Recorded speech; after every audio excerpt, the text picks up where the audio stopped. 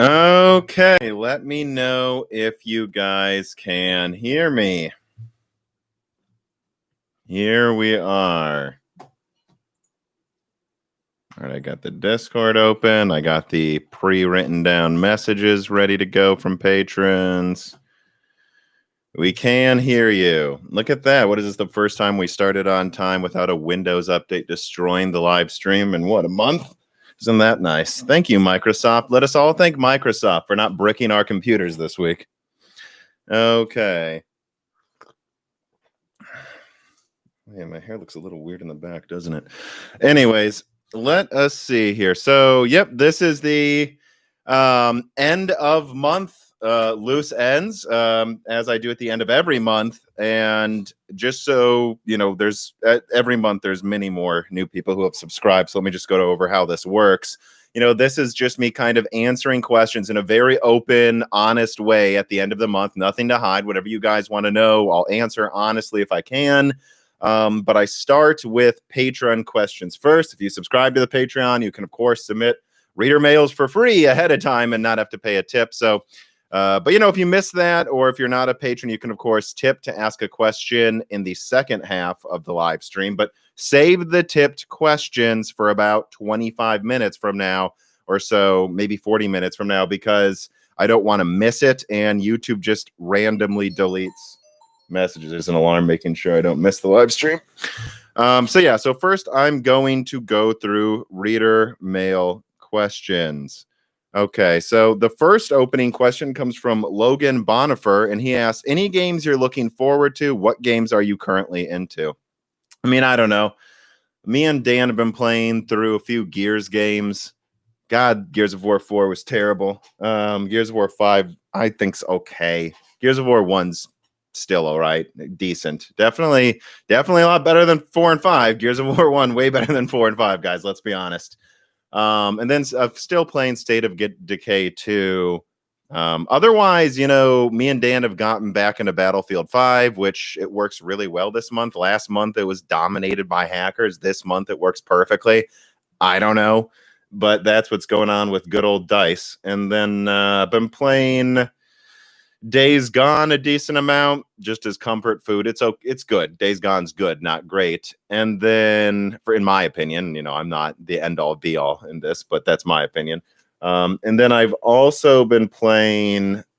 I just started Call of Duty World War II because it was free for PlayStation Plus. So, and I actually think it's better than I expected. Call of Duty World War II is like, I'd say, it's very easy to play.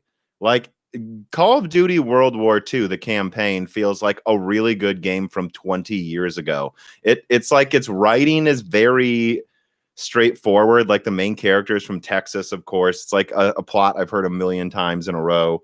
But there's no bad part of the campaign of Call of Duty World War II so far. It's very easy to just jump into and play. There's no part that makes me want to kill myself when I'm playing it.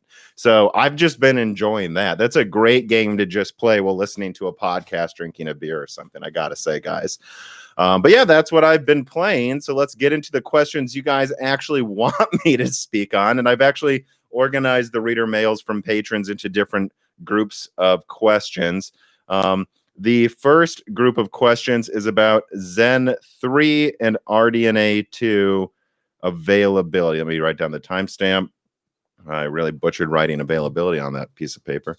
Dr. Forbin writes in and he says, well, Radeon Group has rolled straight 7s.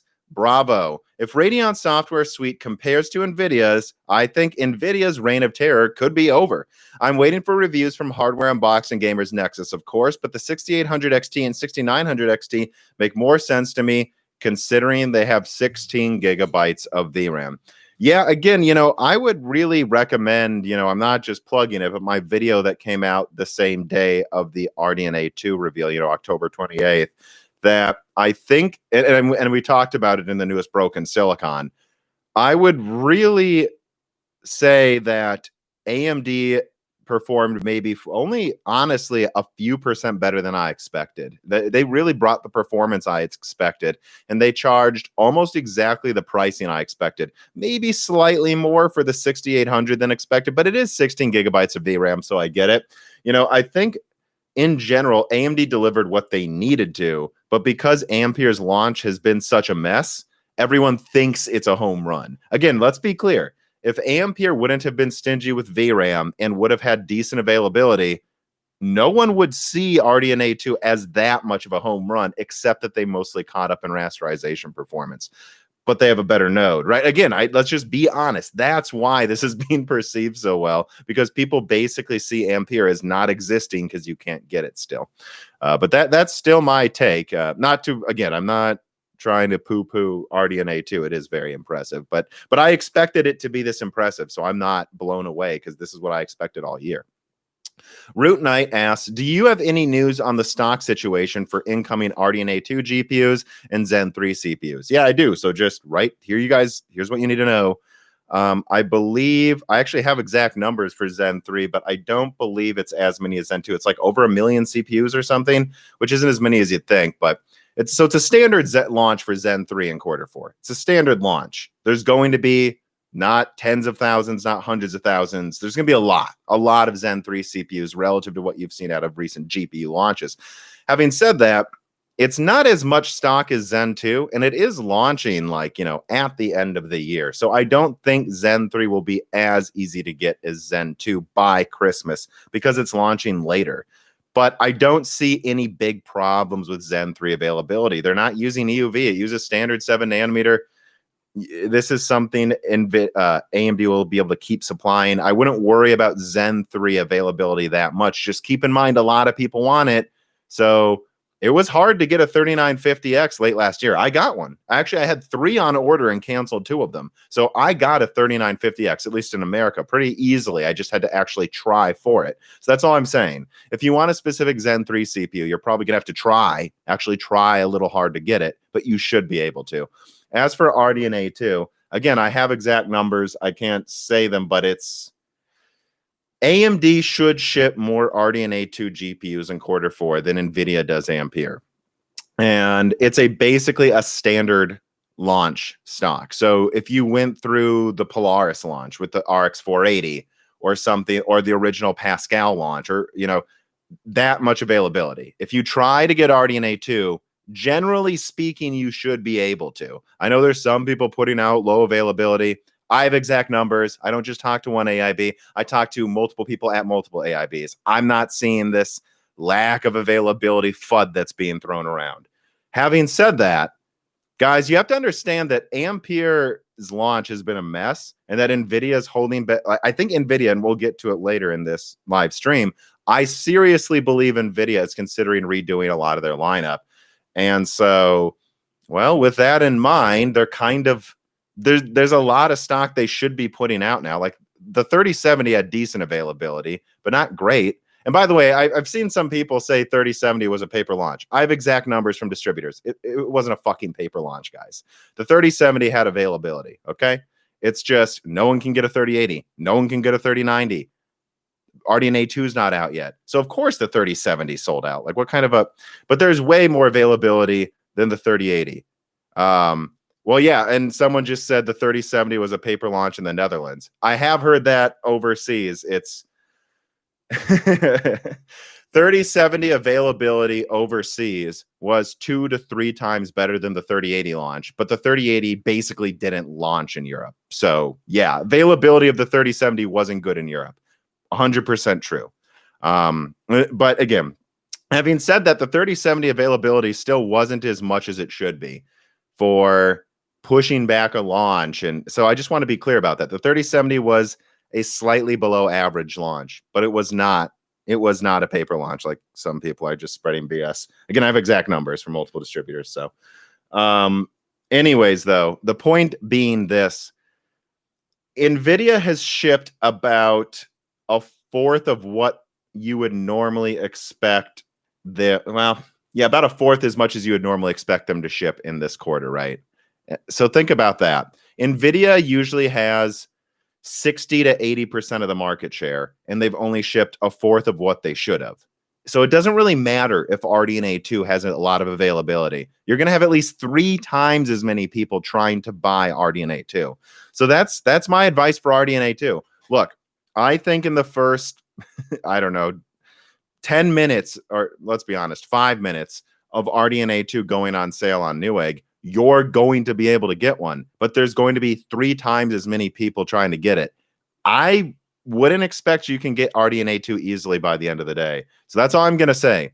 It's not going to be a paper launch. They're going to have availability. I've actually heard there's going to be more AIB models, more AIB volume than reference. There's actually going to be plenty of AIB cards on launch, guys. Okay? But there's going to be so many more people trying to buy this because Nvidia hasn't met their end of the bargain. So, yeah, I don't know. And I think I see some people in the chat asking, like, will RDNA 2 be a paper launch in Europe versus America? Look, America usually gets more stock on these launches. That's all I can say. But I haven't seen anything to suggest it's going to be like Ampere, where they're practically not even shipping cards to Europe for Ampere.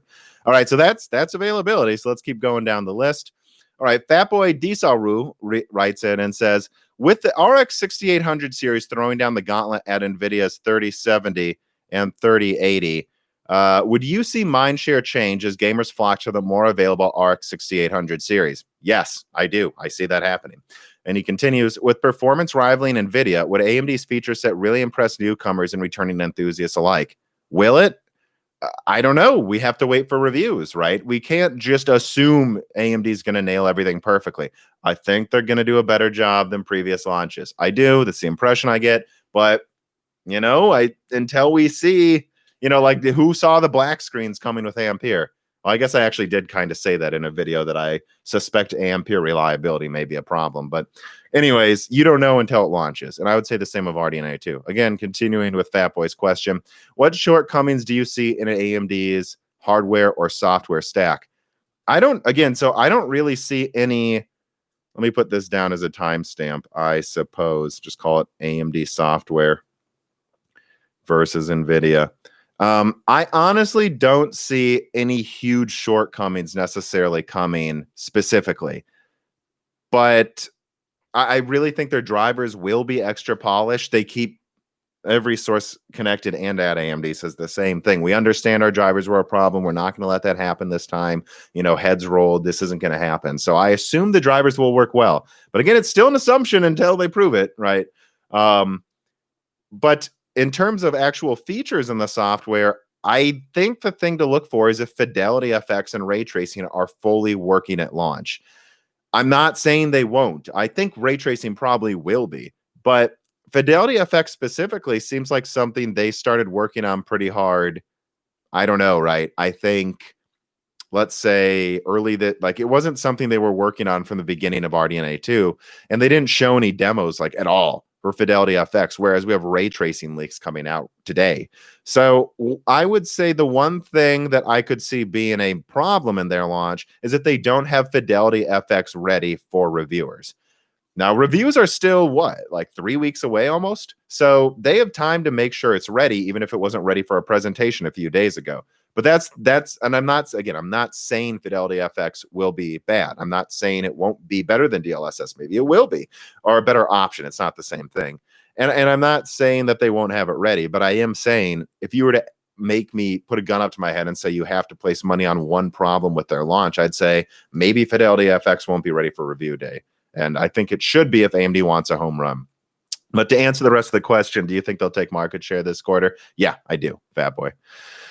Okay, let us move on to the next section here. I just titled this section of questions RDNA 2 performance. All right.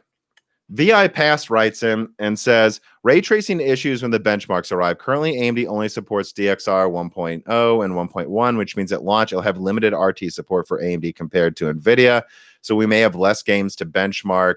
But and he basically goes on and says there is a real world reason you would need one card over the other. So I'm not going to read the whole question, but I'm going to say a couple things. Yeah, I mean, NVIDIA has, you know, what is it? There's RTX voice or something. Like there's all these other things. I actually have an RTX card now I've been messing around with. NVIDIA has all these software features that AMD should have an answer to ideally. So I'm not going to act like there isn't a reason to, it's like specifically CUDA. Like I've had an AI developer on Broken Silicon. You guys should listen to that episode if you're curious, you know, like how he sees AMD and NVIDIA. And I mean, yeah, if you need CUDA, you need CUDA. Like, there's no conversation. Like, I'm not going to tell you you're an idiot for buying Ampere if you need that. You need it, you need it, you know? Just like if there's a specific feature, like for me, mining, not really anymore, but a couple years ago, then I would go, yeah, if AMD's that much better at mining, I've really cheap energy, I'm going to get AMD over Nvidia if it's a tie. Or even if it's not a tie. I might just get AMD because it can do it better. But outside of that, you know, the ray tracing thing, yeah, I don't know that I would bet on ray tracing support being bad for AMD at any point. They're showing ray tracing off in RDNA 2 consoles months ago, and a leak came out today showing it working in Shadow of the Tomb Raider. And what I saw was 15% better ray tracing performance than the 2080 Ti in 4K in Shadow of the Tomb Raider. Now, it's not as good as a 3080, but that was the 6800 non-XT. Look, I don't think AMD's ray tracing will be as performant in high ray tracing scenarios as Nvidia. I don't think so. I've never thought so. I've always said that.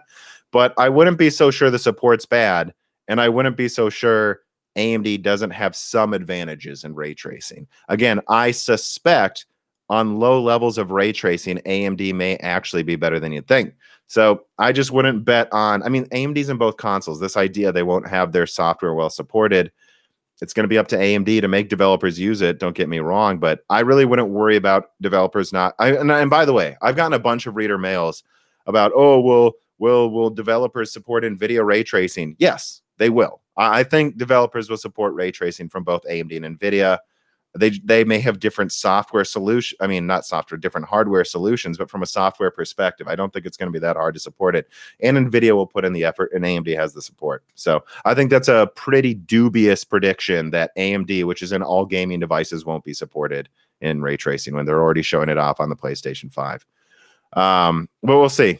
Mr. Sideburns writes in and says, in your last video on the RX 6000 reveal, you said that AMD didn't show 4K performance of the 6800 XT versus the 3080. They did show the comparison, though. Yeah, I saw it eventually, but my perception is they were definitely focusing on 1440p when it came to the 6800 XT versus the 3080, to the point that I saw the 4K graphs behind Scott, but I didn't see them focusing on it much. I know now but you have to understand, I put out that video. I recorded that video and then edited it right after that show. So now we have tons of 4K benchmarks. We really didn't back then. And is it really a surprise? Look, AMD cleans destroys NVIDIA in 1440p. With RDNA 2 versus Ampere. So focusing on that's a smart decision, especially when still a lot of people game in 1440p. When I say a lot of people, like, you know, just as many, if not more than 4K on PC. But, you know, I guess that's all I have to say about that.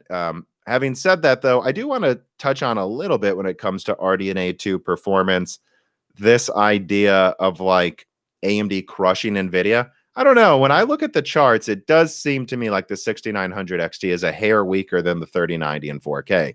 And it does seem like the 6800 XT. Look, I think AMD is a straight shooter here. I think they're putting out, they showed some charts where they lost, right? Like they showed like scenarios where like the 3090 wins by 10-20%. So it's not like AMD's only showing themselves in the best light. But still, AMD chose those graphs, right? We don't know if there's going to be a game where they lose by even more than that. So I would just say wait for third-party reviews, and AMD's own benchmarks they're showing still show them basically tying to 3080 with one card and slightly losing to the 3090 in 4K. So that's one thing. And also, like, their charts are a little, they're not confusing, but like in some charts they have smart access memory on, and some charts they don't, and some charts rage mode's on, and some charts they're not. I'd like to see them all separated because most people don't have Zen 3 this fall.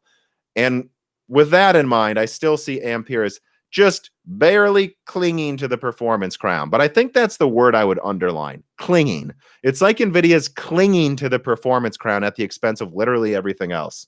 And for those reasons, I think RDNA 2 is a far more impressive architecture. And there's also another thing I want to say about RDNA 2 performance that I'll probably put in a video as well, another video as well.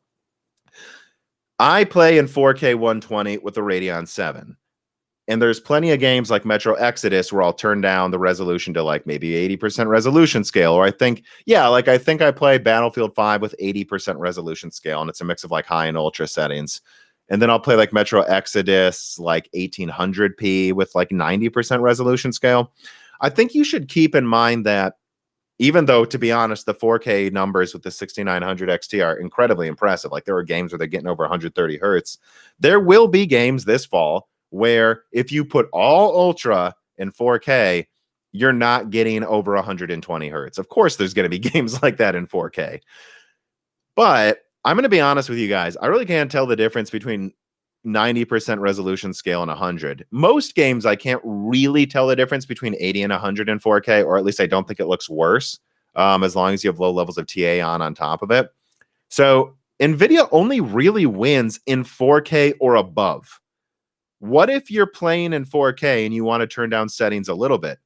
AMD is going to give you more of a frame rate boost for turning down a few settings, as far as I can tell. Because I was looking at, like, just as an example, a Battlefield 5 benchmark on Tech Power Up, and Ampere going from like the 3080, or is it the 3090? I think the 3090 going from 4K to 1440p. Guys, 4K is 125% higher resolution than 1440p. It's over twice as big. So they're at like 40% of the resolution, and they only gain 50%, not even 50, like 48% frame rates. So think about that a little bit. That's how much you have to turn down the resolution with Ampere to get a frame rate boost. Basically, Ampere just isn't very good at high refresh rates. It's just good at handling ultra high resolutions relative to the competition, but it's still not really consistently hitting like 160 hertz or something. So that's a weakness that I just want to point out, is that, yeah, the 6800 XT, let's say it in third-party benchmarks, it loses to the 3080 by, I don't know, 5% or something. There's going to be a lot of games you turn down settings a little bit, and AMD is going to require you to turn down less settings to, as I would put it, top off your frame rate. And so again, I just want to be clear. I really do see RDNA 2 as just the better choice. Would I pay more for RDNA 2 than Ampere? Yeah, I don't know. Maybe not. Maybe I would pay more for the 6900 XT than the 3080, of course. But you know, it's not more. It's less, and I just think there's more pros than cons versus Ampere. So that's my whole spiel on all of that. All right, let me see here. Let me see. I see something from VI Pass in the Discord. Let me see. I just want to, he's like asking about ray tracing, I'm guessing.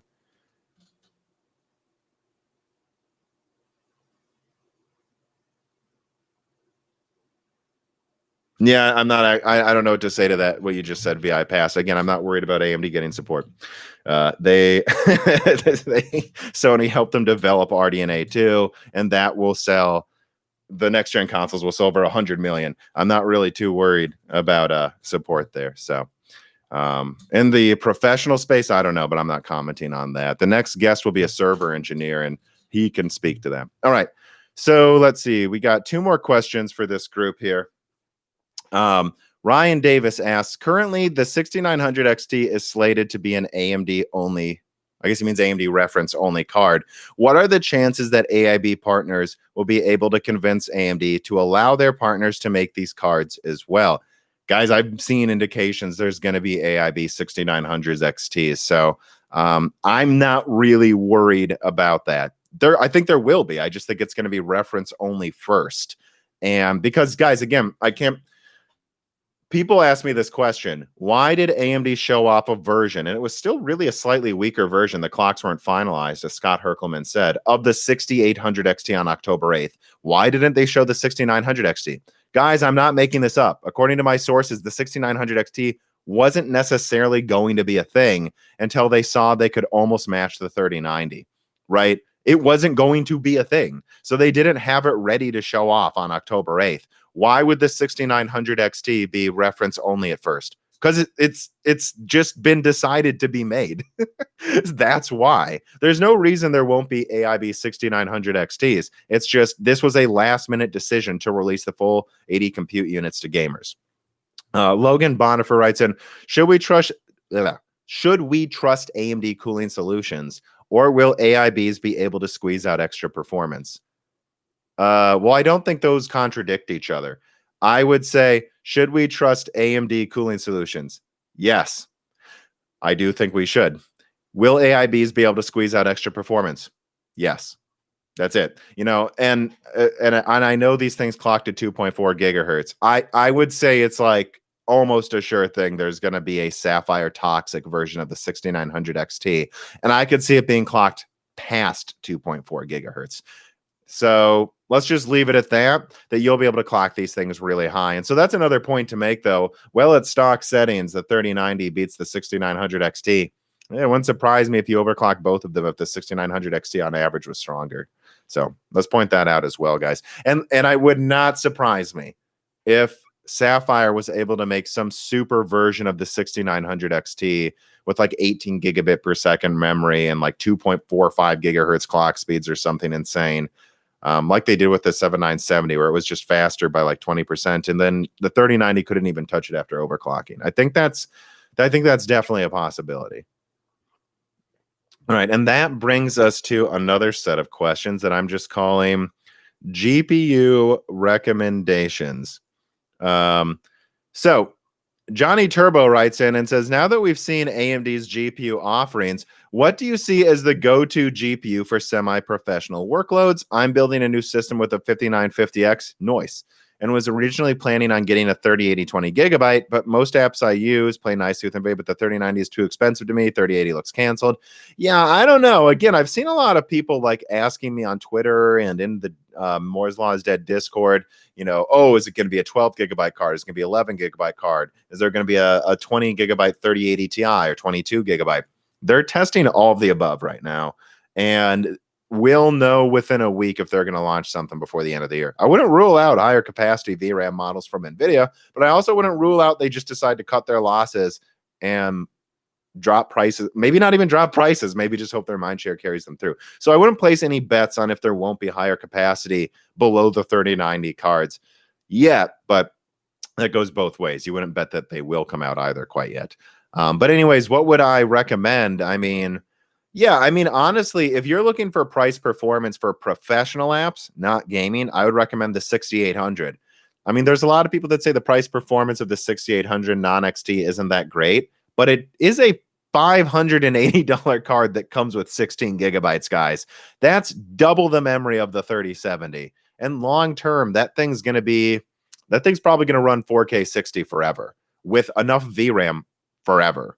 So I think that's not a bad card. You just don't get it if you're doing 120 hertz, right?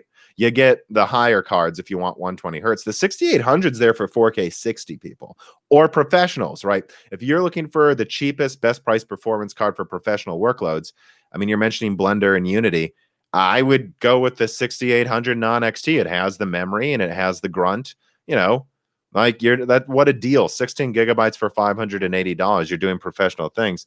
That's what I would do. I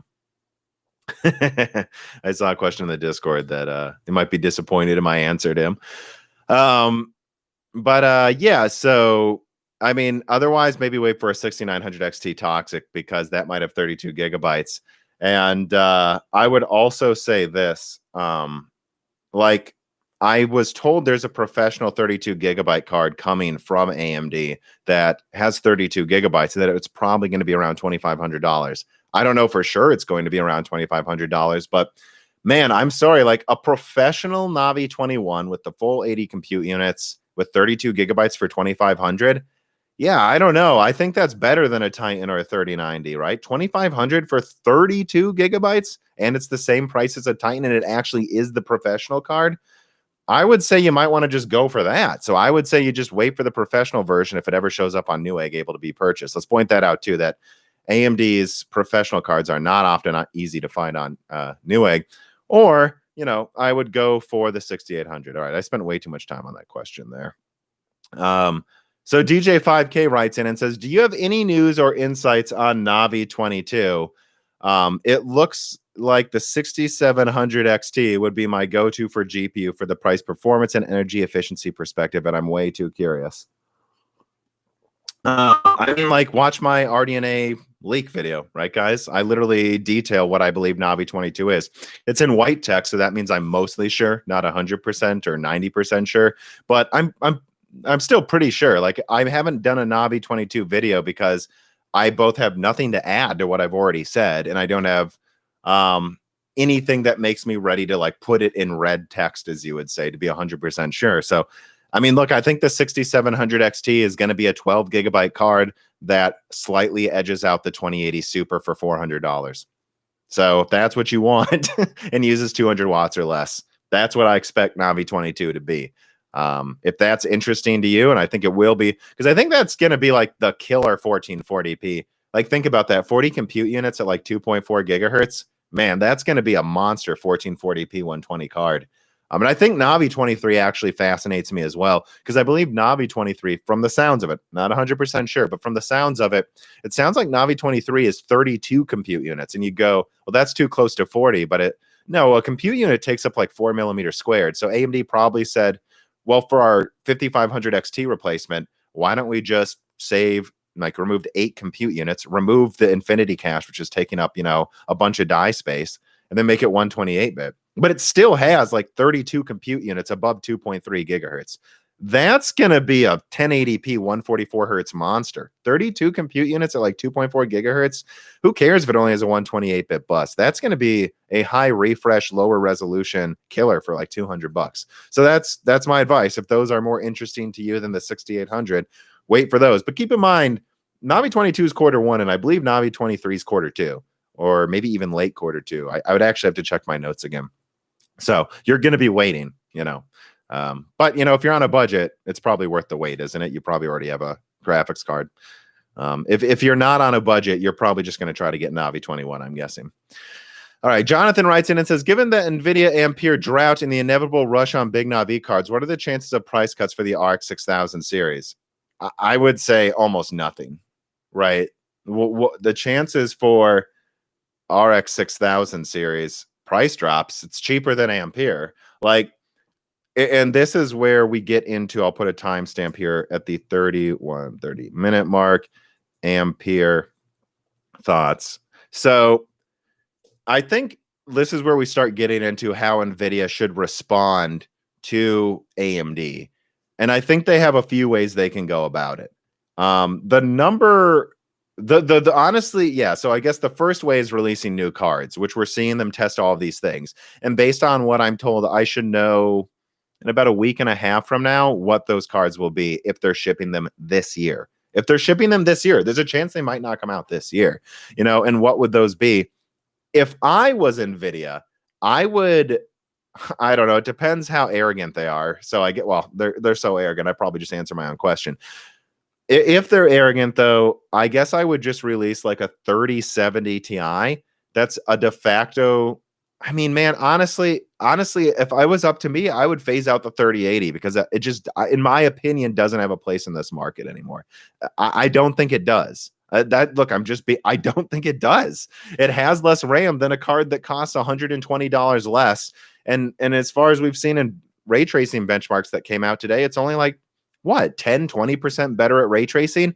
Yeah, that's not good enough. When you use more energy, have 40% less memory, it's not as good. Like, the 3080 is not obsolete, but it's obsolescence. There's no point in buying it anymore, in my opinion. The 3090 is still there at the performance crown, 24 gigabytes of memory. I get it. I don't even think I'd drop the price on the 3090 because people who want to buy it are just going to pay whatever you charge them. But if I were NVIDIA, I would seriously launch a 12 gigabyte normal GDR6, slightly more cut down 3070 Ti. And remember, 12 gigabytes of 16 gigabit per second GDR6 is more bandwidth than 10 gigabytes of GDR6X. So it would have slightly more bandwidth than the 3080, be slightly cut down more in number of SMs so that it can so that they can have more yields of it. And I would just charge like 600 for it, 600, 650. And I know it would make the 3080 look stupid, but I'm sorry. That's my opinion. Like, I think the 3080 is obsolete. And when things get desperate, it's desperate times call for desperate measures. I would release a 12 gigabyte normal GDR6 3070 Ti for $600. And I think people would buy that. And then I would launch a 12 gigabyte GDR6X 3090, and I would just put it at 1,000. I think people would buy that over the 6900 XT. Some people would, not everybody, but I think some people would. And then that's it. That's all you got to do. You know, that's what I would do. So that's option number one, releasing new cards. To be honest, that's not what I think they'll do. I think they're going to launch a 10 gigabyte GDR6X 3070 Ti and a 12 gigabyte GDR6X 3080 Ti. So I don't think they're going to do what I would do. I want to be clear about that. But then the second option is just price drops and deal with it. So like the other option is just they drop the 3080 to 650. They release a 12 gigabyte 3090 for like 1,200. And then that's it. They could just release nothing and do slight price drops like a 450, 3070. Up to them. They could do that. And then option number 3 is do nothing and rush out a new series. And in some ways, I almost think that's what they should do. You can't even buy these Ampere cards yet, so I'm not even sure if price drops are actually warranted if it's still hard to get one. So like if it was honestly up to me, I'd be like, no, what we're going to do is we're going to start work on a new series now, right now. And it's just going to we're going to try to put GA102 on TSMC, and we're going to just try to fix the supply problems this holiday season. Maybe do slight price drops. I would still launch a 3090 12 gigabyte for 1,000, by the way. I still think that's common sense that they do that. And that's it. And then I would just try to fix the supply issues and then try to get out by June next year, or maybe even earlier if possible, a RTX 4000 series that's basically just GA102s now at TSMC. And then they just cut down GA102 at Samsung more, make that the 3070, right? So start the 3070 at Samsung's version of GA102, clock it lower so it doesn't use too much energy, throw that out there, and then basically just bump everything up one tier, So basically adding 20, 30% performance and trying to make the lineup have more VRAM. That's what I would do if I was NVIDIA, because they can't even supply the cards now. So I don't even know why you launch new stuff if no one can buy them. Right? Like you might as well just say we lost. Let's just try to get out a new series as soon as possible. That's what I think. Again, but let me see what other questions we have here. So Stu writes in and says, "Hey, pimp daddies, Tom and Dan. Dan's not here today. He may be here for the next loose ends, though. Are we going to get some memory bandwidth surprises like with the 5600 XT? Do you think NVIDIA could last minute overclock the 3090 IMC suddenly and unleash full 21 gigabit per second? No, because we've seen people try to overclock the 3090 and they can't seem to hit 21, even though the 3090 uses 21 gigabit per second memory.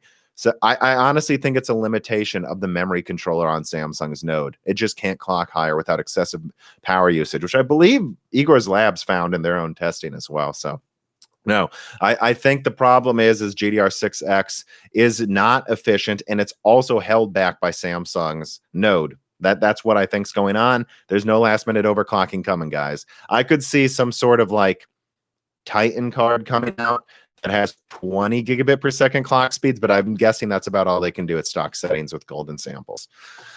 Clean Sweep writes in, do you think NVIDIA would go through with releasing a 3060 Ti on November 17th as rumored? I think they should. Again, I wouldn't. I think so. I think most likely NVIDIA is going to launch an 8 gigabyte 3060 Ti that's a hair better than the 2080 Super or around the 2080 Super. Although if you look at some leaks that are out there, the 3060 looks like it might be not better than the 2080 Super, which makes it, in my opinion, not better than the 12 gigabyte Navi 22. So if I was NVIDIA, I would stop being greedy right now. I wouldn't call it the 3060 Ti. I would call it the 3060 and just give it 8 gigabytes because it's fucking 2020. And the RX 480 gave you 8 gigabytes for $250 4 fucking years ago. So if I was NVIDIA, I wouldn't call it the 3060 Ti and then, bend everyone over a table for a 6 gigabyte 3060 for $350 anymore. This is ridiculous. This is ridiculous how stingy's. Yeah, the GDR6 costs less than $10 a gigabyte. It's not even $8 a gigabyte, and they're trying to charge you. It's absolutely ludicrous how much they're charging for these cards, or how little RAM they're giving you. Right? It's ridiculous. So I think it should just be called the 3060 and be like 350 or 379. But if I'm being honest, I think Nvidia is going to be greedy. So Dominique Cock writes in and says, "Hey Tom, happy spooky blue moon. Regarding ray tracing in general, does it even matter who has the stronger overall ray tracing performance? Devs have yet to fully take advantage of either Nvidia or AMD solutions, and so it's not a relevant thing to discuss. I think it's relevant, but you know, I tried out ray tracing recently and it didn't impress me as much as I thought it would. Honest to God, it really didn't. Like when I was running around in Battlefield 5, I was like, turning this off. Like it just hurts frame rates. I don't know what to tell you. I don't think it looks good. For it would need to. I honestly didn't notice it. You might notice it in screenshots, but I actually didn't notice the ray tracing in Battlefield 5 when I'm avoiding rockets and shooting at people. Maybe you do. I don't notice it. So would I say it's irrelevant? No, it is relevant. It's definitely relevant. Console games are going to have ray tracing. It's relevant, but I don't think it's this thing where if NVIDIA ray trace is 20% better, that matters when you can get better rasterization performance and more VRAM for less money from AMD. Those things are way more important than ray tracing. I mean, come on. It's not even close yet. And that might change with RDNA 3 and Hopper. I think it could, but for now, it's not irrelevant. I don't think it's really a gimmick anymore. A lot of people say it's just a checkbox. I don't think it is a checkbox. I think it matters, but I don't think it's even remotely as important as rasterization performance. All right, Brian Steiner writes in and says, "Is there any chance of the NVIDIA 3000 cards being in stock before Christmas?" Yes. Will AMD have enough RDNA 2 at their launches to take advantage of this? Will AMD have enough RDNA 2 to take advantage of this? AMD will have decent availability for a normal launch, but no. The answer is no. AMD isn't going to be able to fully capitalize on this because they placed these orders for wafers like a year ago or more, and AMD, even as much as like a month ago, didn't think Nvidia would fuck this up that bad, guys. I don't know what to tell you.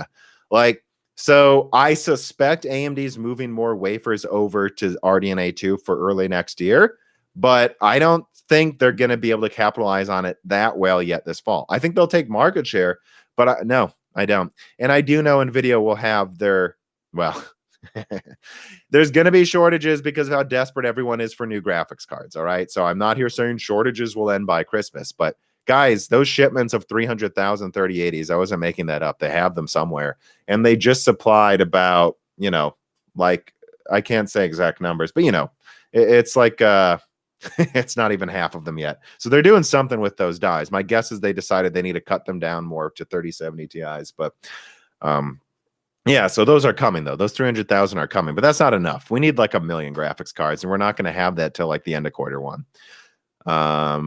So Jordan writes in and says, "You mentioned how expensive the RTX 3000 series Founders coolers are, but when Gamers Nexus did though it's worded weirdly. Anyways, he's talking about Gamers Nexus benchmarking AIB 3080s, and they seem to perform better.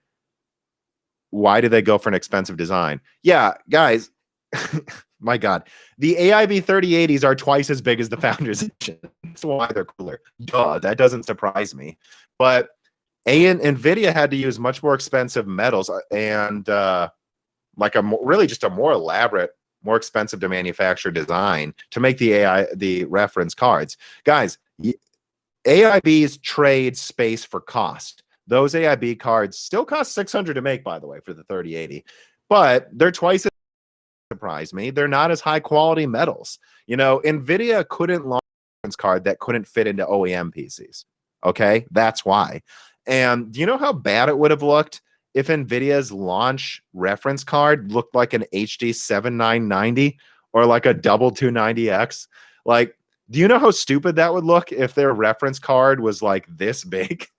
It would look ridiculous. Nvidia had to have the presentation like Ampere was another impressive improvement that wasn't just a lot more power usage. So that's why they use these ultra expensive, compact, relatively speaking, not that small, but relatively speaking to the AIB cards, coolers. So, they could have a normal sized graphics card. They use more expensive metals. That's why they did it. And again, they're not really selling the Founders, so they don't even care. But yes, let me see. Did I answer that question? Yeah, that's all the notes I had for that.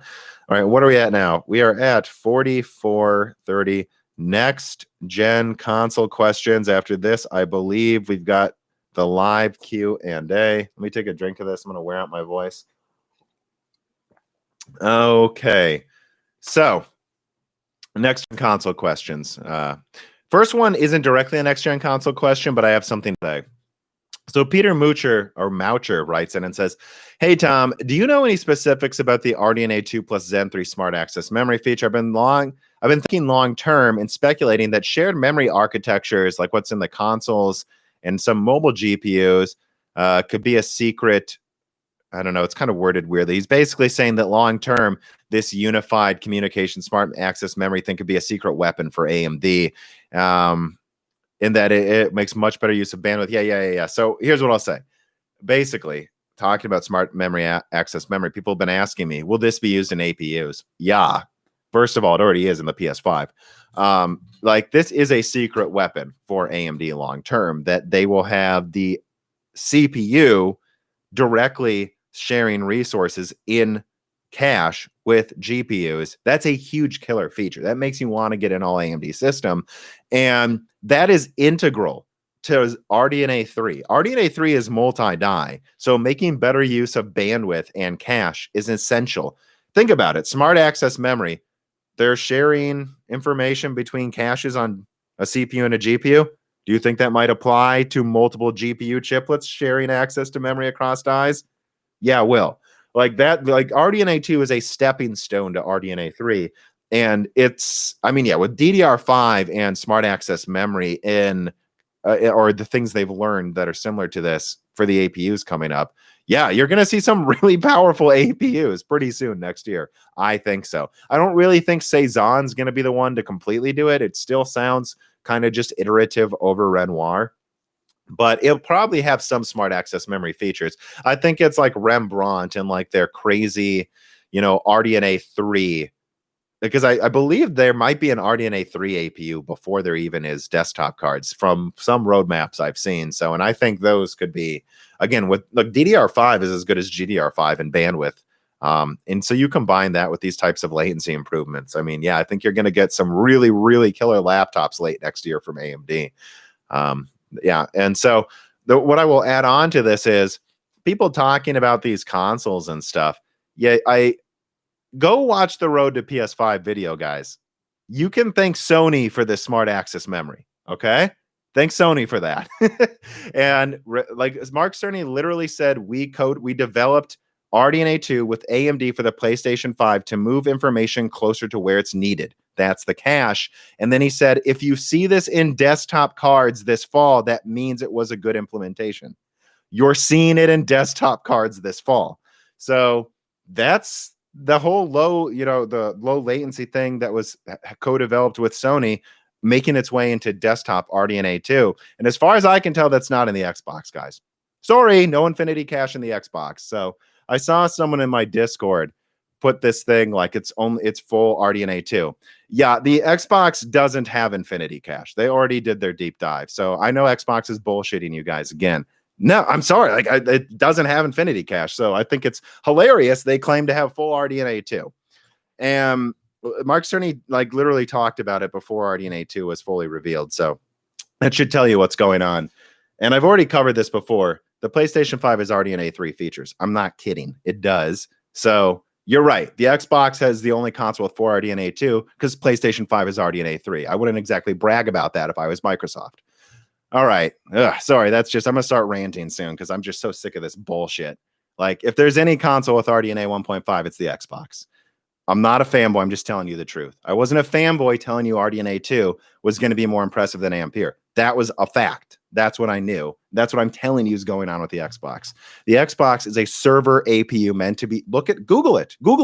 The Xbox Series X is a server APU for clusters. It needs more compute and bandwidth for the cloud. That's what it is. And then they're also selling it to gamers. The teraflops are not for gaming. It's for Azure. Guys, you're being played. My God. I just don't fall for it. Teraflops are not everything. They didn't help Ampere, and that's all I have to say about this. And by the way, the Xbox Series X does have some things that aren't in desktop RDNA 2, But this childish argument that like one console's RDNA 1.5 or RDNA 2.5 is ridiculous. They're both custom designs, okay? They're both custom designs. And I'm just sick of people trying to argue one's 1.5 or 2.5. They're both neither. The Xbox has some things that aren't in desktop RDNA 2. They have their own version of variable rate shading, but so does Sony. Sony also has their own version of variable rate shading. Just stop with the console flaming back and forth. Neither console's RDNA 1.5 or 2.5, but it is really annoying to see Microsoft try to play into that when I know it's bullshit. It's bullshit, you know. It's bullshit. But anyways, that's that. That's enough ranting about that. I think I'm gonna blow a gasket. And by the way, I'm gonna have some really fun guests on in November. I've got one person, NX Gamer, is gonna come on again to discuss the next gen consoles after they've come out. And then I've also finally got a game developer coming on. So if you guys have questions, that's, you know, we'll be able to address that then. So be a lot of RDNA 2 and Zen 3 things going on now. And of course, we'll cover the 6900 XT reviews in November. But November is when we're going to start talking about consoles. It's so weird to think about how the consoles are just 2 weeks away. Like they're 2 weeks away. Like it doesn't feel real because like everything's been virtual this year to me. Like it doesn't feel real that you'll actually see these consoles in stores in under 2 weeks. Like it just, I don't know. Weird year. All right. Trav Hogan writes in and says, "Hi, Tom. I hope you and yours are doing well. If you could select one feature that would be persistent for all next-gen consoles, what would it be? Instant loading. Instant loading's in the PS5 and theoretically impossible to be in the Xbox. Again, guys, I don't want to get in an argument. It's about how many gigabytes per second can you load in a second. The PlayStation 5 with Oodle can go past 17 gigabytes per second. It has 16 gigabytes of RAM. That means it can fill up the whole set of RAM in the PlayStation 5 in under a second. Literally it can, not theoretically. Literally 17 gigabytes per second, 17 gigabytes more than 16. The Xbox at peak is like 5 to 6. So it's going to take at least multiple seconds, even theoretically, to load.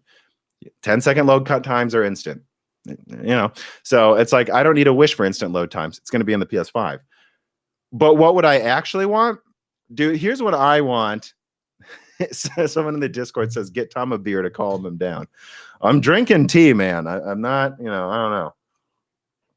Dude, the console fanboys drive me crazy. VI passed. I'm sorry. The console fanboys are fucking lunatics. They're lunatics. I don't know the amount of bullshit I've seen. Enough. What would I actually want out of the next gen consoles? Honestly, I want a 30 FPS mode, a 60 FPS mode, and a 120 FPS mode to be pretty much standard in every game. Now, let's be clear. Games like Until Dawn, Heavy Rain, you know, these types of games, they don't need to be more than 30 FPS. Really, truly, I don't think they do. So that's fine. And, you know, I understand some games are going to be too hard to put at 120 hertz. I know. You don't need to tell me that. I understand. But I really hope devs focus on 60 frames per second and then also give you like a 30 frames per second. Or honestly, ideally what they would do is do 60 frames per second locked at like 1800p, which again, with how strong these consoles are, I don't think that should be that hard. 1800p locked looks fine. It looks just almost about as good as 4K. At 60 frames, no frame drops. And then they put it in full 4K with ray tracing and unlock the frame rate so it's like hovering between 40 and 60. But you could call it 30 FPS mode and give people the option to lock it at 30 if they want to. I want that to be for pictures because you have to understand, guys, they use the bull shots for advertising. So they're always going to want a 30 FPS mode. I just don't know why they have to sacrifice both. Please target 60 FPS locked and then give us a 30 FPS photorealism mode. And then also put in a 120 hertz mode if you can. Look, some games you won't be able to. Like what games are coming out where I don't think. I'm sure the next Killzone won't be able to do 120. Well, maybe it will. Who knows? But like, you know, if you have like 32 AI or like Mountain Blade Bannerlord, like, all right, you have 1,000 enemies on screen. You can't exactly go to 120 hertz with an 8 core on that easily, right? But there are some games like Call of Duty where you know they could do a 120 hertz mode. Like the game is like 10 enemies on screen. Come on. So what I would say is I just wish they would put like a 1440p 120 hertz mode on the PS5 and Xbox Series X, and a 60 hertz 1800p mode, and a 4K photorealism 30 hertz mode is standard. There's no reason for us to have to choose one or the other. Just make a 60 FPS mode and then have a mode where you crank up the settings, But yeah, that's what I want in the next gen consoles, because I think it's utterly ridiculous that 60 FPS isn't standard. Like when I saw, again, Assassin's Creed Valhalla might be 30 FPS, I was like, I don't know what's wrong with you. And keep in mind what that means. That would mean that on PC, it's probably going to be hard to run it at 60 for most people. So that's just but I honestly think by the end of this generation, 60 FPS will kind of be standard, because what you're going to see, in my opinion, is you're going to see Call of Duty target 60 FPS, Battlefield target 60 FPS. Like, I don't know what other games. Watch Dogs probably does. I have no idea. Maybe it doesn't. Correct me if I'm wrong. And you're going to see, like, I don't know, Demon Souls is at 60, I believe, or at least it has a 60 hertz mode. Like, you're going to see a lot of these like top tier games have 60 FPS modes, but then you're going to have like an Assassin's Creed run at 30. And I think people will actually complain about it, right? And you'll have reviewers go, this is ridiculous. How come, GTA 6 runs at 60 hertz, hopefully, and the new Assassin's Creed doesn't? I'm not even going to play this new Assassin's Creed because I'm tired of this. I'm hoping that's what happens. And again, not all games need to be 60 hertz. There's some games like even The Last of Us where I don't think it really needs to be more than 30 hertz because it's so kind of slow moving. But like I think 60 hertz should be as much standard as they can be. Whew. All right, that was quite a rant. I need to take a 1-minute breather after that. Man, fanboys get me so mad. Let me I'm just gonna get a little sake, not a beer, a little bit of sake to calm myself down here.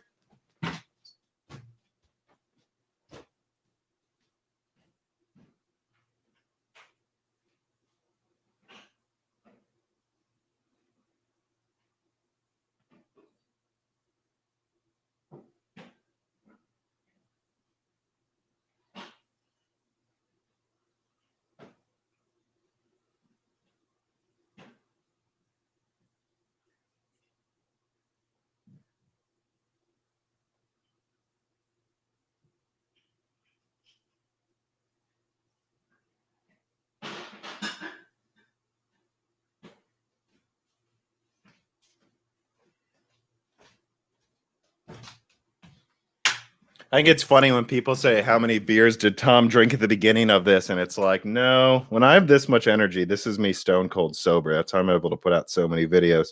So this is me at my normal operating. All right, so here we are. This is to the live Q&A portion. Let me put down a timestamp. Start of live Q&A. So here you guys can go. You can tip if you want to. Otherwise I'll just answer questions I want to answer. Let me close this page, full screen this so I can see it easier. Let me see if I can try to get to some of these questions too that were asked way too early. All right, let's see. And if I miss it, keep in mind that YouTube just after like every 10 minutes deletes questions. So I'm just trying to keep up with you guys. All right. Jason Wilson writes in and says, Tom, ditch the tea. You need a beer. I'm drinking a little bit of sake. Got a date later, actually, so can't get hammered today. Alfonso Carter says, I wish you would explain this to D. I don't know. Something about fanboys. I don't have much to say. It's just this idea that, RDNA, like, I can't honestly believe Microsoft. I mean, like, why do you think Microsoft put out that the only console with RDNA 2 thing the day RDNA 2 is shown off? It's damage control because they don't have infinity cache. Like you don't need to be a genius to see that. Christian Monzanito says, when I saw Xbox Game Pass, I suspected they were angling to leverage their infrastructure for the profit model they wanted for the OG Xbox One, the one people hated. Lock availability, mine users' data. I mean, that's kind of the goal of like all companies now, isn't it? And give me a second. That's getting insane on the camera, isn't it?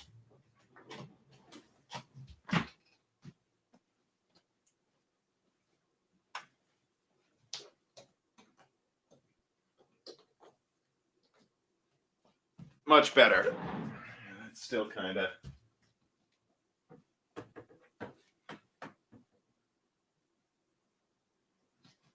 Well, that's going to have to do. All right, let's get to it then. Yeah, I mean, like everyone's mining people's data, I'm pretty sure. I wouldn't doubt Sony is in their own ways too. Christopher White gives me a tip. Thank you. Mark Rose writes in, have you heard anything about the Navi 10 blockchain GPU? Nothing outside of one source mentioning it's definitely coming and the other leaks like on Tech Power Up and stuff. So I don't have anything specific to say. I have no problem. Again, as I said on the last Broken Silicon, listen to the last Broken Silicon, me and Dan talk about it. I have no problem with a Turing or Navi RDNA 1.0 mining graphics card. Please, AMD and Nvidia, make as many of the last gen mining cards as you can so they don't buy the newest ones. No problem with that. Especially Turing because it's 12 nanometers, so it doesn't like share capacity with Ampere. Tim Wells writes in, have you considered Kansas City to move to? They have great beer and barbecue. I'm going to be honest, Nashville and Austin are at the top of the list right now, followed by Minneapolis. So that's what I'm looking at. But you know, I want to visit Kansas City. I just haven't had a chance to. Me and some friends are going to early this year, and then this whole ending of the world situation happened. Alex Faulkner writes in, do you think a PS5 Pro is likely? All I can say about a PlayStation 5 Pro is that Sony internally has said they don't want to make one. That's all I can say. But they also didn't want to make the original PS4 Pro. So I don't know, right? If I was Sony, well, let's put it this way. Right now, Sony has no plans for a PS5 Pro. There's no design right now that they're like, ooh, this is the one we're going to save for 2022. So let's put it that way. Right now, there's no PlayStation 5 Pro sitting somewhere. All right. They had bigger dies they considered. Like I heard about a not 72 CU. I think it was a 54 CU die, you know, so 3 times 18s for backwards compatibility. So it'd be like a triple butterfly solution. Like, so, because the original PlayStation 4 was 18 compute units. They were going to do 18, 36, 54, but they canceled that, went with 36. But I don't think they're saving that for the PS5 Pro. You know, I think what they're doing is they're just worried about launching this console. And then after that, they might launch something. But if I were them, I'd certainly wait for RDNA 3 to be out, wouldn't you? Like, and you could almost see a situation, depending on what the design of RDNA 3 is, that what if it's like, right, because I know it's multi-die. What if Sony just decides to, like, you know, use multiple 40 compute unit dies for the PlayStation 5 Pro? So I think don't worry about it waiting. I wouldn't wait for a PS5 Pro if you want a console, is how I would put it, because they have no plans right now. And if I were them, I'd definitely wait for it to be way, way, way stronger. The PS4 Pro was an opportunistic release. They released the PS4 Pro because it cost them the same amount to make, right? Like once you transition from, 28 nanometer to 16 nanometer, like it just made sense to like transition to that. Like, why not? Didn't really cost them anything extra to make. Dieter Pomberger writes in, do you know anything about the new Threadrippers? Yeah, but it's like, I literally do have a source telling me a few things, but like, I don't need a source to tell you what it is, right? It goes up to 64 cores. It's going to be the best at everything. It's not coming out this year. If you need to build something in the next 4 months, I wouldn't be waiting for Threadripper. I don't think that's coming till, I guess, I don't know, right? It depends if it depends what happens with Intel, because Intel's not, as far as I know, Ice Lake X is canceled or never was a thing, and so they're not releasing anything to compete with Zen 3 Milan until Sapphire Rapids. And as far as I'm aware, Sapphire Rapids really isn't until the beginning of 2022 at the earliest. So, you know, does AMD even need to release a new Threadripper? I mean, I don't know. I just say it's going to come out, but not right now. All right, let me see here. Let me see. Make sure some other people, just someone was complaining about audio. Just guys, if you refresh your screen if you're having audio problems, it could be your own local Google server. Christopher White writes in, might Ryzen 5800X be better than the 5900X for gaming?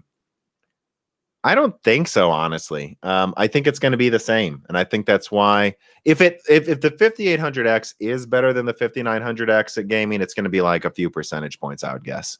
So, I mean, they've already shown off gaming benchmarks of the 5950X and the 5900X, and they were just as good. So no, I just think the 5800X is only $100 cheaper than the $550 5900X because they game the same, and a lot of people pay $500 for the best gaming CPU. Someone says, come to San Antonio, Texas.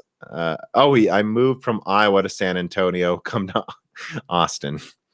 Dragonic Prime writes in and says, any chance of smart access memory being available on older Ryzen CPUs as well?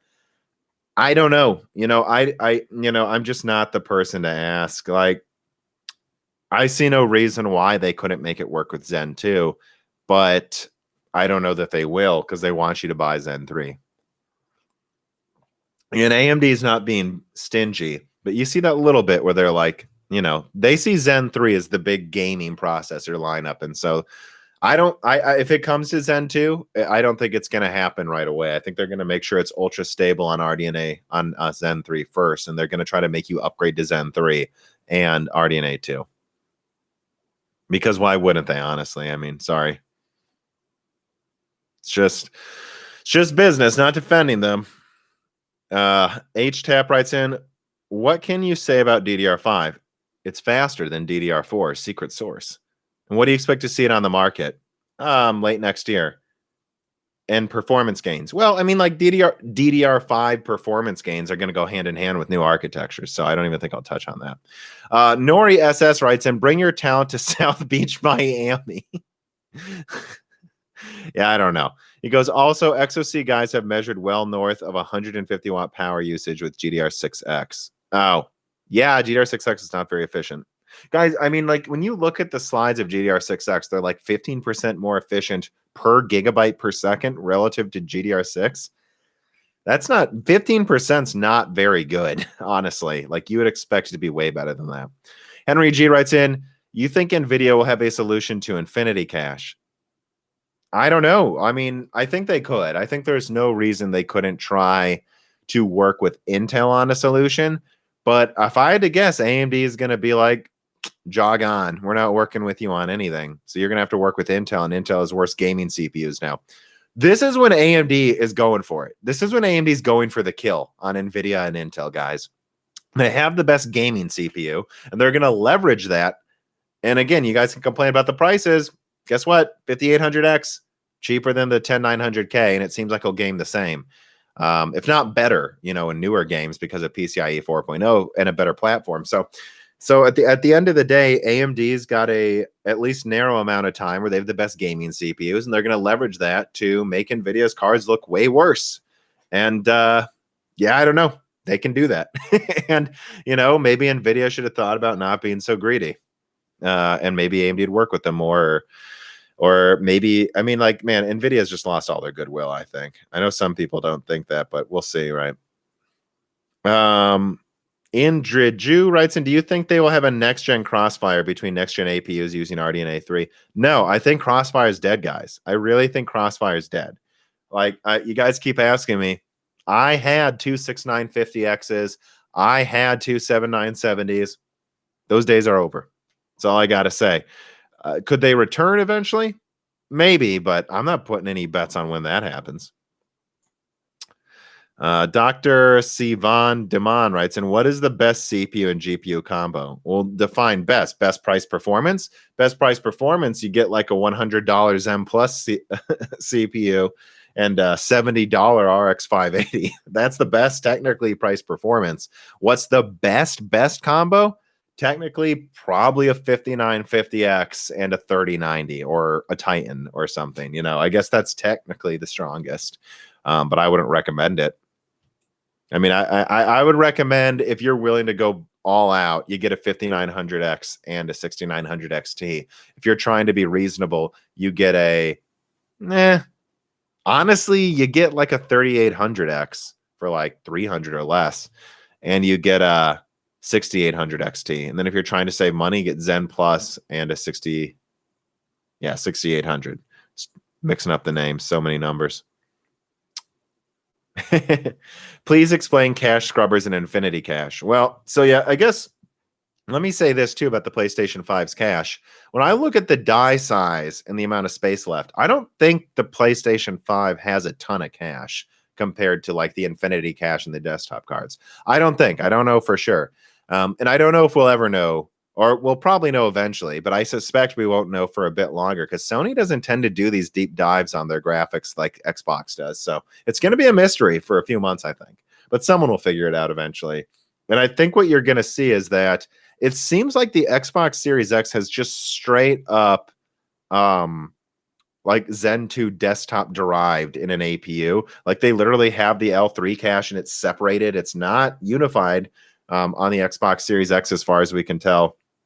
And then I believe the PS5s is probably closer to Renoir with less cache but lower latency and higher. Less latency, less cache. And if I had to guess, they have if I had to guess, and I'm guessing, PlayStation 5 has some kind of unified hybrid between like a smaller Renoir cache and an infinity cache, and it's shared between the graphics card and the CPU. That's my guess. I honestly don't know for sure. But what we do know is that the PlayStation 5 has cache scrubbers, so they wouldn't have that unless they were doing something similar to SAM. So that's just how I would put it. But I doubt it's like they have 64 megabytes of cache or something. That maybe they do. I don't know if they could fit that in there, but kind of doubt it. Anyways, Sao Maya Goal writes that I'm upgrading my setup for 4K 60. I want to play Valhalla at 4K. Will the 6800 XT run all games at 60 FPS? Guys, it's an Assassin's Creed games. I'm not placing any bets on frame rates. So should I wait for the 6900 XT? No, and not unless you really want the top performance, because I don't think 6900 XT availability is going to be that great. So, that's what I would say. Let me see here. Oh man, so many questions. I answered that one though, right? Oh yeah, and you're okay with playing 60 FPS? Yeah, I just get the 6800 XT. You don't need the 6900 XT, guys. You don't need the 3090 either. Bella Anderson writes in, how will availability be for the Ryzen 5000 launch? Already answered it. Go to the beginning of the video. Cinefilm writes in, any chances of AMD 6000 in Best Buys? Oh, I don't know. I can't tell you for sure. I don't know.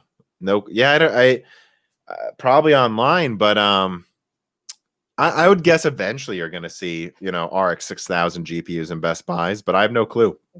I have no clue when. Alrea Car Box, I can't say your name. I'm sorry. How good is RDNA 2 at AI training? How bad is it compared to with Ampere? I like how you say how bad it is, assuming it's worse. I don't know yet. All I've been told is RDNA 2 should be good at machine learning. Do with that what you will. And I've actually heard from some people that it's way better at compute than you would expect, that even in professional workloads, RDNA 2 may be pretty close in FP32 real performance relative to Ampere. K. Trotter writes in, do you think DirectX 12 Ultimate is causing Series X and S to be behind in development because of games lacking ray tracing at launch? I don't know that I would just say it's DirectX 12 Ultimate. I think DirectX 12 Ultimate is just a lot of people talking about marketing terms. I think from what I understand, the API and the dev kits for the Xbox were just never on par.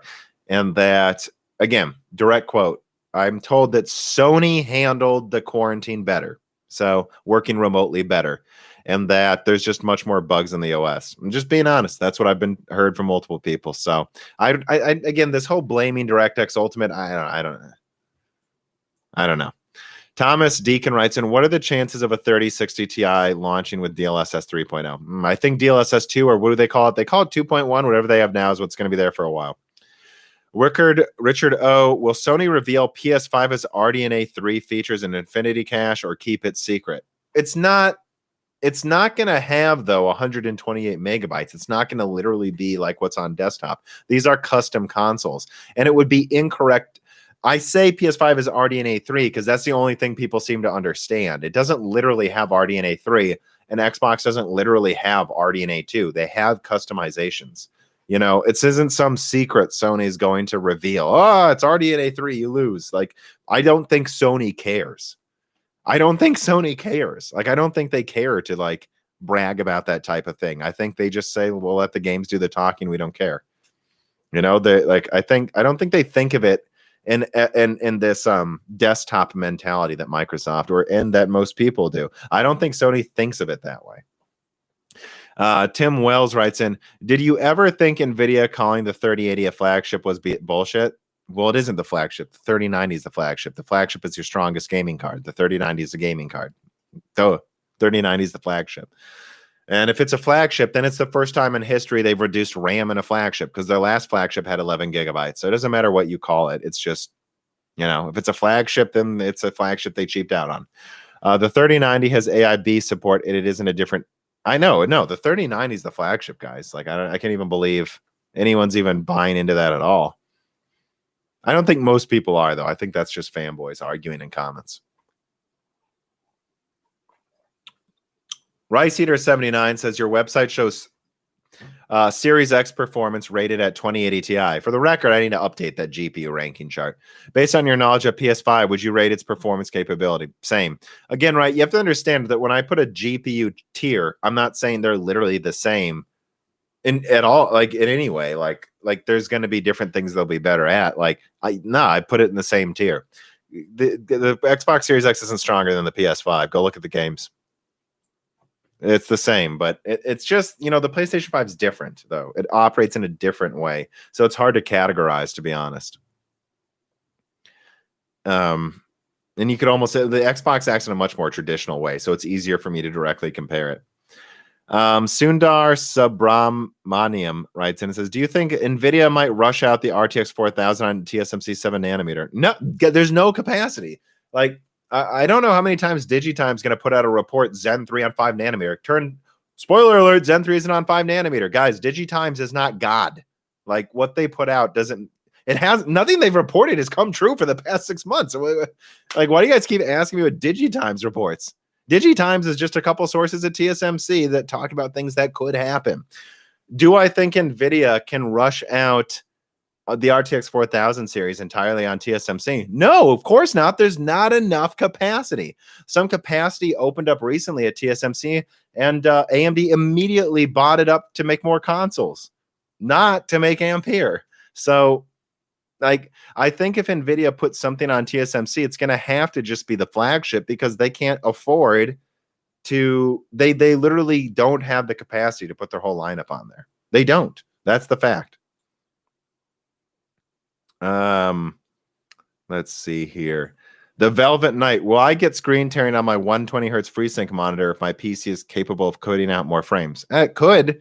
You know, depending on the software, it should cap the frame rates or try to sync it up. But yeah, you can. That's why I say cap your frame rates at the FreeSync limit, or even maybe a little below it if the game's hard to run. Let's see here. Hi, I'm from Italy. I was planning to pair a 5900X with the 6800 XT, but I'm a little bit concerned about availability in my region. Already talked about availability, man. It's going to be hard to get these products this fall. They're in demand. That's all I can say. It's not going to be like Ampere, though, so just try your best. I can't promise you're going to get a card if you try to, guys, no matter what the availability is. Let's see. Trying to get 6900 XT at launch or wait for the water-cooled one.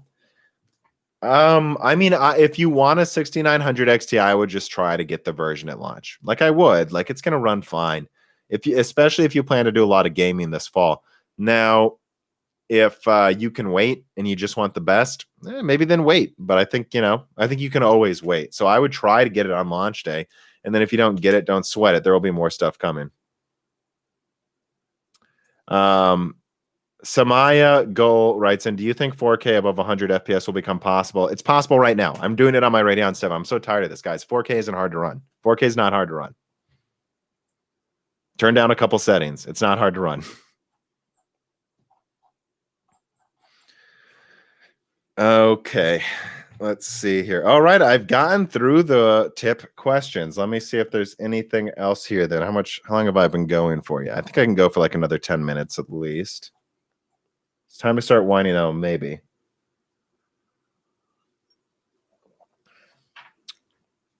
VI Pass asks in the Discord, is smart access memory in the consoles? Well, it's definitely in the PS5 to some degree.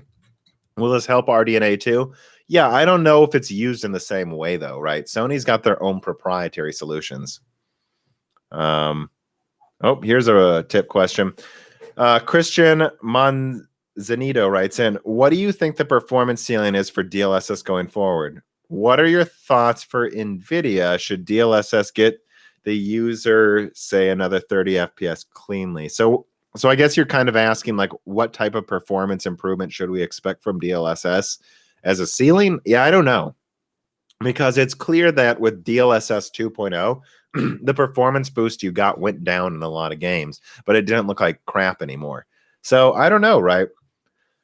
I think, I think, say, get another 30 FPS. What is that relative to? 30 FPS versus 60 versus 30 versus 90? I don't know what that means. You have to think of it in percentages. I think ideally DLSS would increase your frame rates by 30% without lowering visual quality noticeably. That's what it should do ideally. And I think like in Death Stranding it does, but that's what I would aim for if I was NVIDIA. Because I'm going to be honest, I tried out DLSS on Battlefield 5, which I thought they patched to work better. And I thought it looked better just using 90% resolution scale on 4K than using DLSS, because at least 90-80% resolution scale boosted my frame rates by like 20-30%.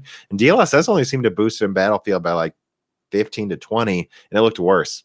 So, like, again, if you don't beat upscaling, then DLSS is a joke. Let me see here.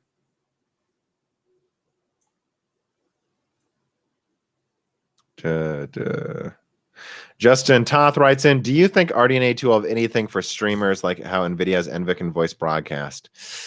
I know it has new improved encoding capabilities. I don't know. In many ways, I kind of see the whole broadcasting voice thing as like AMD saying just buy our multi-core processors. I really don't know that AMD is going to have a GPU solution as good anytime soon, but I can't say they won't. That's honestly my answer. I don't know. Who would you rather have at dinner, Lisa, Jensen, or Mark Cerny? Yeah, I don't know, because I've heard a lot of stories about Jensen. I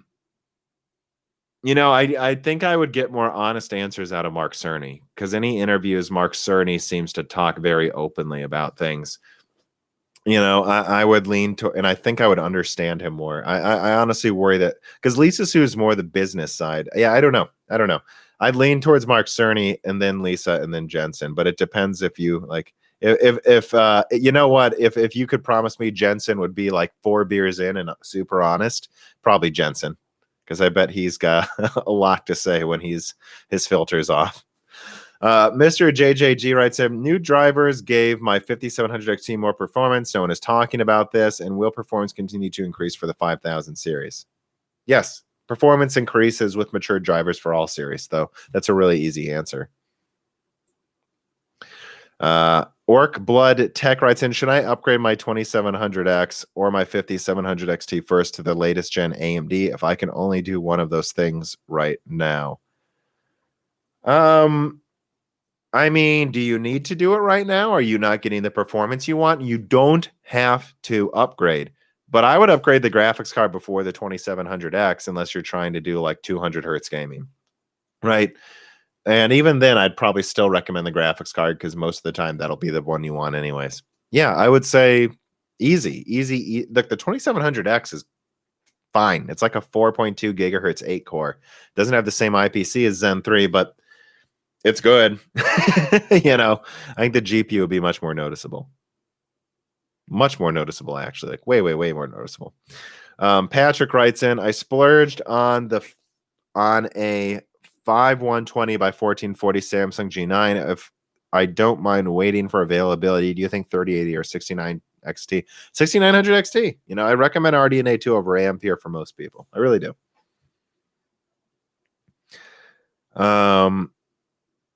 Let's see. Orc Blood Tech. I'm not getting my full 165 hertz at 1440p. I mean, what you got to understand, though, is some games just really aren't built to run above 120 hertz. And so if you buy 165 hertz, you just need to be able to swallow that it isn't going to work out sometimes, guys. You know, I don't think I really don't recommend going above 120 hertz as an ultimate goal unless you're like an esports person, because there's going to be plenty of games that are it's just so much harder to run anything above 120 hertz because games really aren't built with that in mind, you know. Let's see. So yeah, I would still recommend the RDNA 2 over a new CPU. You're playing games. Most games, the graphics card's going to be the bottleneck. Unless you're doing esports, then I guess maybe the CPU. Okay. Love the content. Best of luck going forward.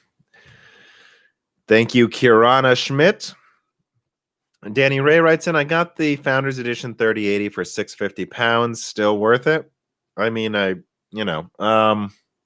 that's I would get RDNA too. No. Marcus Arantes writes in, would you buy a PS5 or Xbox? I'm a PC gamer. I have no use for an Xbox. And would you consider yourself more of an AMD fan or Nvidia? Neither. I buy the best product. Same with the consoles.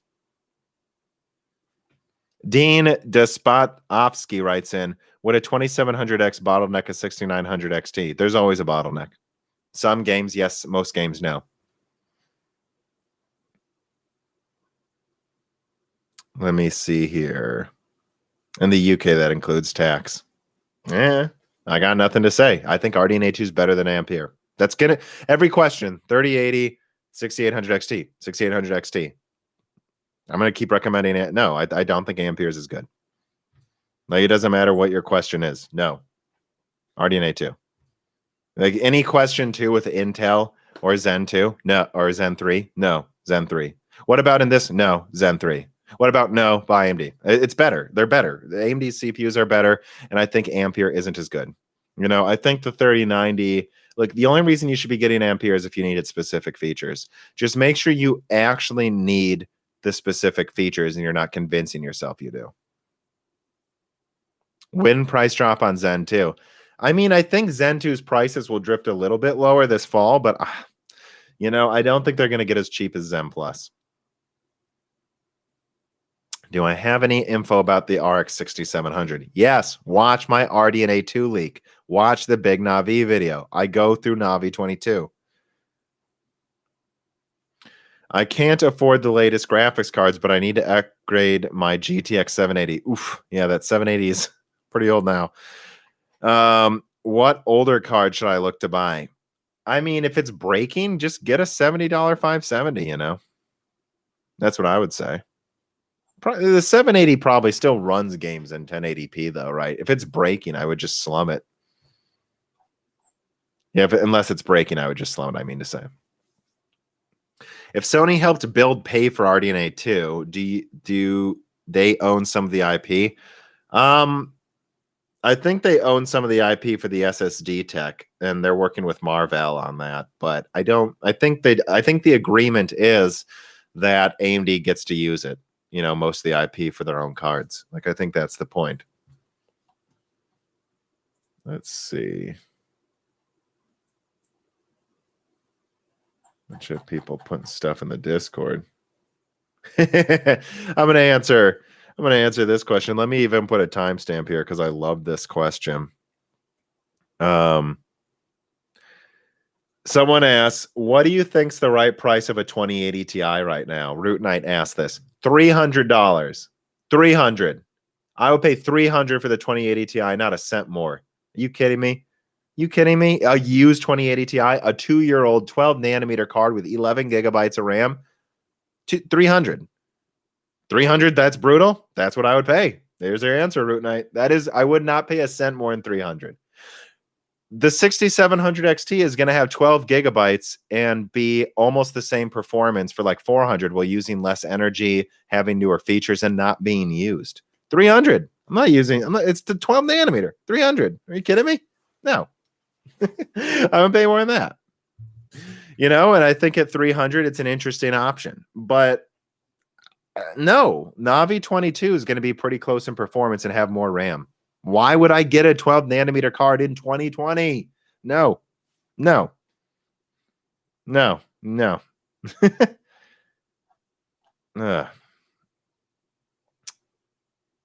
Orc Blood, Nvidia has better features. In your opinion, in my opinion, I don't think they really do. There's a lot of features in AMD that I would miss. I think AMD's driver stat. I think AMD's Catalyst software is way, way, way, way, way better and easier to use. I mean, than this, Windows 2000 looking piece of crap that Nvidia's interface looks like. It's slower. It doesn't let you overclock it. So what? I got to give up Wattman. I got to give up this auto overclocking in the drivers. I got to give up. No, AMD has tons of features Nvidia doesn't have. Belth 1989 6800 XT for 5900 plus 5900X for 1440p gaming, or just go for the 5800. If all you're doing is gaming, 5800X, but if you're doing anything else at the same time, I go 5900X. But if all you're doing is gaming, 5800X is really the same gaming performance. So it's that simple. Panors writes in, do you have info about RDNA 2 mining performance? It will be better than the previous gen, like it always is. That's all I can say. Will it be better than like a rate? No, I would expect it. I would guess, though, because it's such a new architecture, it's going to take time for the mining software to fully utilize the RDNA 2 architecture for mining. Just like RDNA 1 took like half a year for it to even be able to mine with. But now it's like 50 mega hash, right? So that's better than Vega. Well, better than 14 nanometer Vega. It's not better than the Radeon 7, of course. So once they get the latency stuff down, I think RDNA 2 could be good at mining, but it's not going to be right away. JBG writes in, is NVIDIA's Hopper likely to be a data center focused or data center only architecture? I don't know. Based on everything NVIDIA's been doing, it seems like no. But it could be. I really don't know enough to really say for sure. El Ray writes in, the responsible way you've handled your leaks is awesome. I think lately I've been responsible instead of just speculating too much.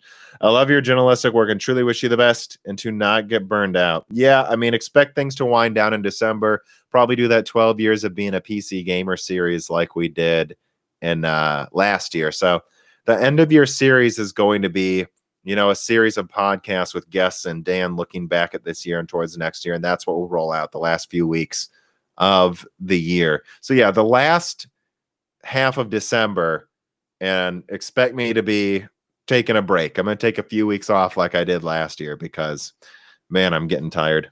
And I will burn out if I don't. But I'll still have plenty of content rolling out over the weeks. So it's not like you won't get what you're paying for.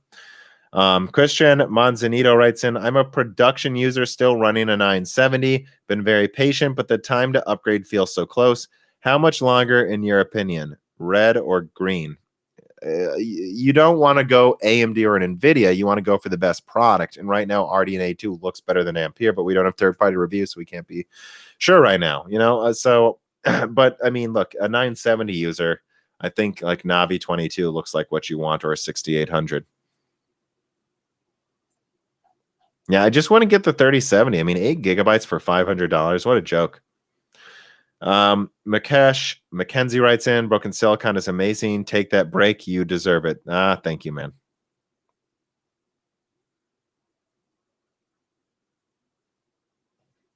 Just an excuse to not make more powerful cards. So this isn't a tipped question, but someone asks, controversial, do you think DLSS is just an excuse to not make more powerful cards to run at native resolution? No. I think DLSS is an excuse for tensor cores, right? Turing Turing is better at gaming than Pascal, especially when you use the newer APIs. But I think DLSS was an excuse to try to hide that the tensor cores weren't needed for gaming really at all. That it would have been better to just have more memory or a better memory bus and more compute units. Like, that's what DLSS was, is pretending the tensor cores were there for gamers. It's not. Fizzy Green writes in, is there a viable alternative to Nvidia Shadowplay? Yes. Yeah. In fact, I don't want to switch to Nvidia because I think Radeon's recording software is better. That's my opinion. What's it even called? I forgot what it's called. Yeah, I mean, like, you can use the record feature in the Radeon software, and it has a lower performance hit. And it's higher quality than Shadowplay. Yeah, and it has been for Relive. Yeah, that's what it is. Thank you. Who said that? I missed it already. The chat's moving too fast. A lot of coming games have ray tracing. Do you think it will matter? Yes, but it's not as important as rasterization. All right, let me just scroll up here, make sure I didn't miss anything.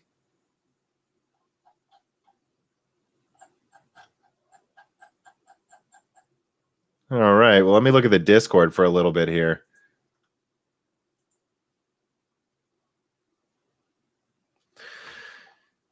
Make sure there weren't any last-minute new questions there. No, there weren't. I'm sorry, there weren't in the Patreon. At least let me check the Discord. Agent 2 in the Discord says, I remember your last Halloween live stream and I was wearing a Soviet costume. Yeah, I decided not to this year. It's about time I put this candy out. I don't know if people will be trick-or-treating here. I'm sure someone will be. What sort of performance would we expect out of an 8-CU RDNA 2 APU? I mean, pretty simple, right? I mean, I would expect... I don't know, at least 30% more performance than Vega. I know, like, people are like, oh, only 30% more, that's it. But you have to understand, Vega is very efficient in small die sizes. So I would say at least 30% more than with RDNA 2. Yeah, and so I think that I put it this way then. If Van Gogh's graphics are 8 compute units of RDNA 2, and it can hit like 2 gigahertz again, which why not, right? RDNA 2 seems to clock really fast. I would say, yeah, you're looking at almost PS4 Pro performance, right? Or because of how much faster it's clocked in the higher IPC. Yeah, not Xbox One, and certainly not Xbox Series S, but yeah, like PS4 Pro performance, or a little weaker than that. Probably a little weaker than PS4 Pro performance, in between PS4 and PS4 Pro. That's where I would see an 8-CU Van Gogh. Although, as far as I'm aware of Van Gogh, and I don't know if this is an exclusive, it only has 4 cores and 8 threads. Van Gogh is kind of built as a direct competitor to Tiger Lake, which I find a little goofy. Like, I think they should give it 6 cores, but that's just me.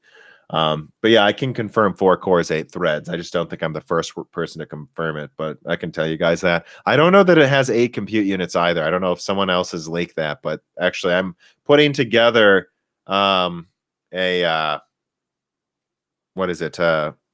APU video probably about Van Gogh. So I wouldn't be so sure about all the specs, but 4 cores, 8 threads sounds confirmed to me. That's what I can confirm. I know other people already have, though, or something.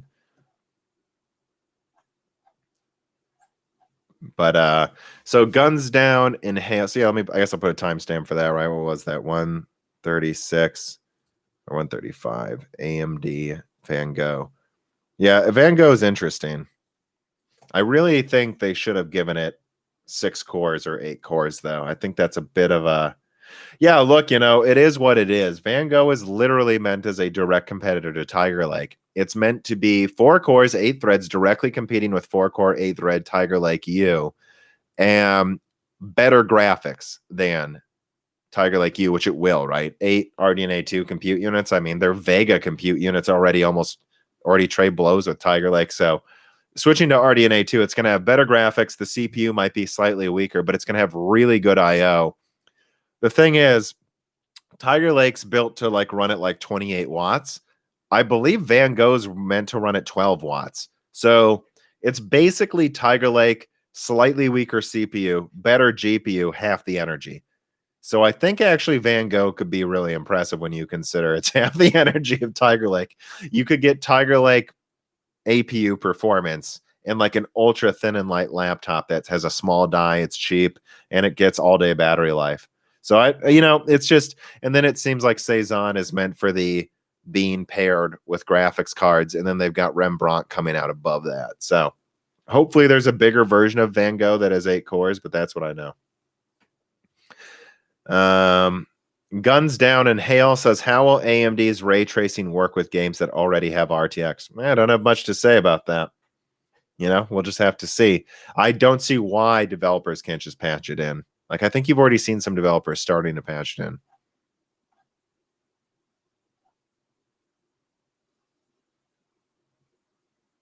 Can 10 gigabytes of memory become a hindrance for the 3080? Yes, it already is in Doom. Yeah, it will be.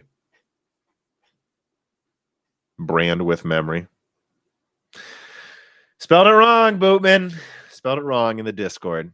It's okay. I misspell things constantly. Dale7 UK says, thoughts on Cyberpunk delay due to base consoles?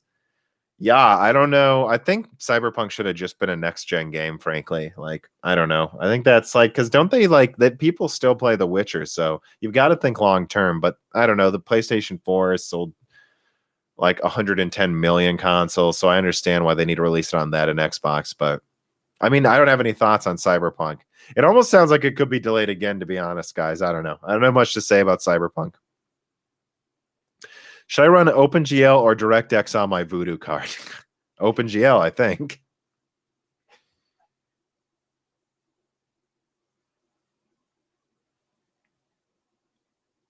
What costume will I wear? I'll be someone from The Life Aquatic.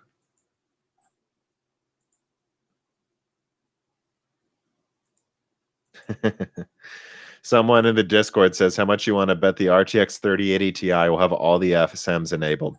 Yeah, I don't think they can do that. I think NVIDIA's best course of action is just to launch a 3090 12 gigabytes for like 900. If NVIDIA really wants to go for it, just launch a 12 gigabyte 3090 for 900. Done. That's good enough. I would still get the 6900 XT over that. Absolutely, I would. But that would definitely win over NVIDIA people.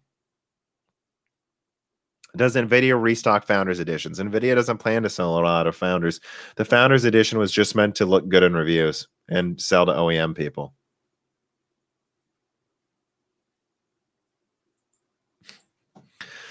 Let me see. So you guys are dying down in the questions a bit. So I think I'm going to go in about 5 minutes. I mean, I'm busy at 6 p.m. as I told you guys.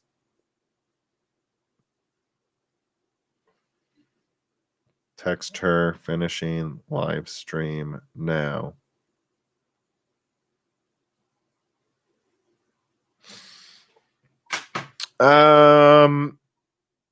Yeah, so I don't see any tips. I don't see really. This is last call. Yeah, I think that's gonna be it then. Yeah, I don't see any last minute questions, and I think I've almost worn my voice out. Right price for the 1080 Ti, 200. Next question. All right, guys, 1080 Ti is from 2017. So you really want a 3-year-old card that's been like flogged for years gaming? It shouldn't. It's old. No. I don't. This obsession with used Nvidia cards, not good deals compared to a 150 Vega 56. Think about that. If a Vega 56 is 200 or less on eBay, which I don't know if it is anymore, I think the price has gone up actually. Like, I'm not paying 300 for a 1080 Ti, twice as much. Why would I do that? No. 200 for 1080 Ti, 300 for 2080 Ti. These are used cards. They should cost. You should take the price performance of a used card relative to the new ones and then remove 30% again. 300 for a 2080 Ti on eBay. No way. And same with the 1080 Ti. 1080 Ti, same performance as a 5700 XT. Like, what a joke. No.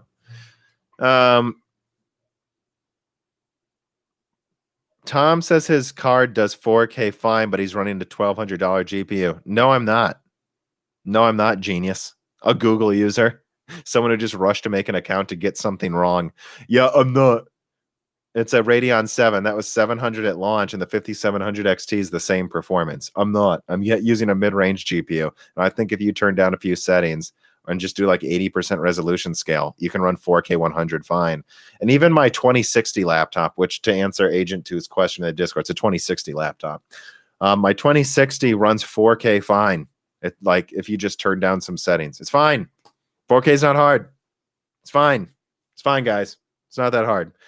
Unless you insist on running Ultra. All right. I gotta go. Anything PS5 that I missed? Yes. All right. See you guys, everybody. Have a fun Halloween, as fun as you can have during a pandemic. Hope you enjoy the live stream.